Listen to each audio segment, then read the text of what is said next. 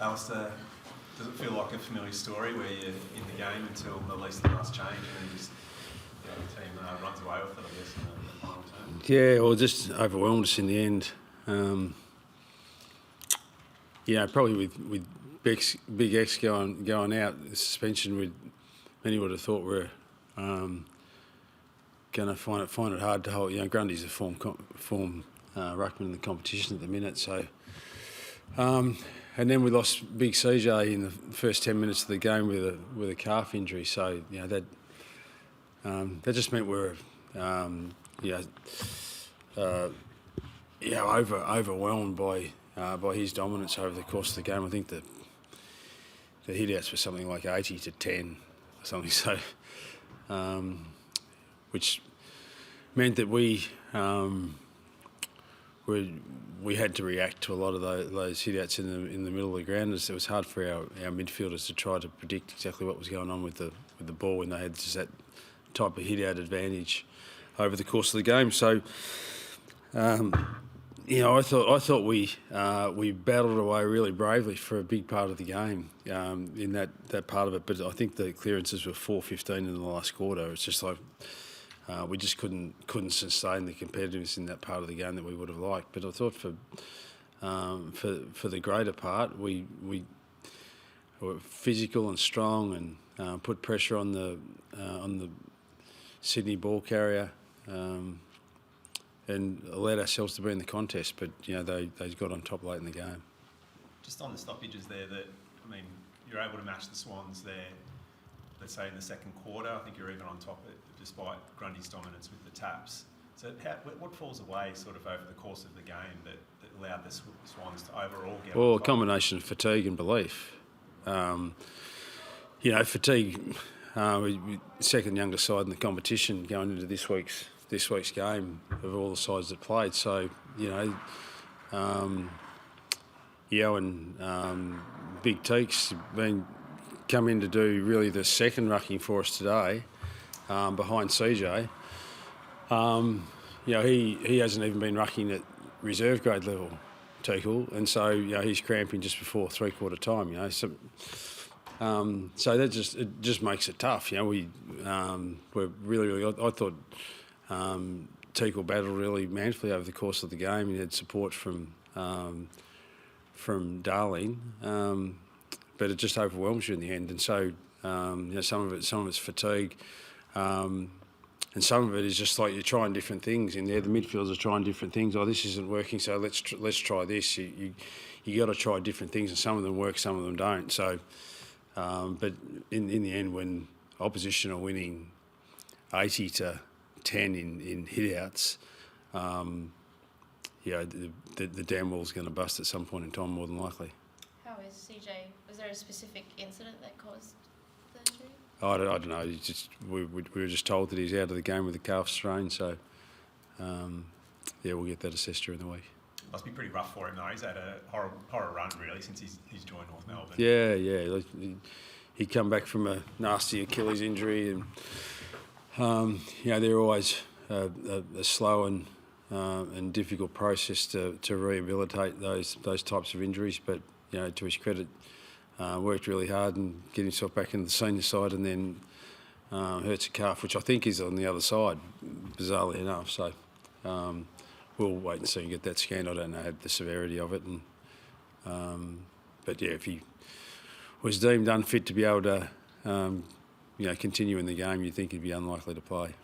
So do you just back in Bryn Teakle from here for as long as CJ might be out, or is there an opportunity for Taylor Go, for example, who had 47 hit-outs? Yeah, we'll have a look at that, and we've been really pleased with his progress, and we gave that consideration this week whether we'd give young Goaty a chance at it, but it's just like, wow, it's the form player of the competition right at the present time, and just a monster. It's just like we want to give our young players every chance of having some success when they come in and make their debuts, and. But who knows what happens next week? We've got Geelong next week, different opponent, different set of circumstances, because now we've lost CJ as well. So we're going to need to go to someone to play that sort of role for us, and we'll assess that during the week. there were some really nice moments of short handball chains that created space up the ground that maybe when you got forward to that forward 50, one too many handballs or one errant kick just let it down. How much is it the balance of really encouraging your guys to attack that way, but also just maybe slow it down and find those smarter choices inside? Yeah, well, I think it's a good assessment. Whether it's experience, but their composure with the footy and their polish, and being able to connect and change angles with the ball was, that was the feature of the Sydney Swans side last year for a great part. And in the last 6 or 8 weeks, that part of their game has become really, really strong again, and we saw that at different stages tonight. I thought we defended pretty well, and kept them to a reasonably low total, really, for the way that they like to play. But we couldn't capitalise on some of the chances that we had ourselves, because I felt that we got out and had chances, and we either dropped the mark or missed the kick or fumbled that fourth handball on the trot, just missed its target. Hopefully we can get better in that space and punish the opposition a little bit more for those chances that we have. It was another probably really good challenge for Paul Curtis the Swans sent Sam Wicks pretty heavy to him to really try and limit his influence. What's the key for Paul to try and break out of that and really try and assert his kind of skill in the game? Yeah, well, the poor kid just can't get a break in terms of getting a free kick. He gets held a lot, and it's nearly like the too rough rule for him in terms of the way that he plays the game. But the too rough rule gets applied to him, and he doesn't get the free kick. So he's got to work his way through that.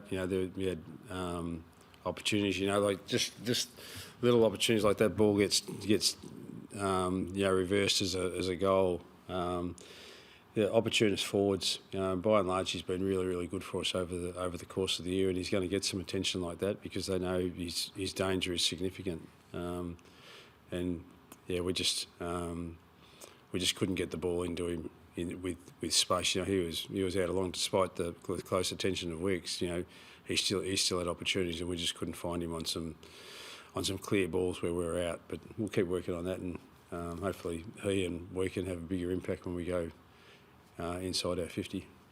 Charlie Comben spent a bit of time forward. I think he ended up with 2 behinds. But what do you make of his efforts up there? And is that something you look at, I guess, longer term, especially when you got Dawson, Pink, and Logue down back? Yeah, being a bit too top heavy. Yeah, we'll work our way through that over time. He played all his junior footy mainly as a forward, and we've played him down back for the best part of the last 2 years, and has acquitted himself really well down there. So it might be a little bit horses for courses, but when he went behind the ball in the last quarter, he was able to find the footy a bit more and intercept some of their kicks forward. So. But we'll just work out where his best position is for him and the side. And just looking longer term, I guess, for the rest of the season, what's sort of the goals you've got for the last 5 games after that good 2-month stretch that you had? I mean, it's been the past months, been bigger margins in the end. Yeah. I just keep, we got. Wow, I'm just trying to think how many, mainly forced to us by injury, but the opportunities we're getting to give these young guys the chance. Young Banks plays his first game tonight. Dawson's played very, very little AFL footy. Constanti, these guys are all in their first year of AFL footy. McKirch is still a young player. Hardeman, these sorts of guys that. Just the exposure that they get, and we've still got 5 games to play this year, and we can get an enormous amount out of the 5. We got an enormous amount out of tonight's game, despite the fact that we lose by 5 goals or thereabouts, and disappointed that we lost. There's a lot of parts of our game tonight that we're really, really pleased with, but probably ball in hand, the difference between the two sides outside of the dominance that Sydney were able to have in terms of the hit-outs. The difference in the two sides was the polish with the footy in hand, and Sydney were able to just find easier targets than what we were. Any other injury concerns besides? No, I don't think so. Yeah. Thank you.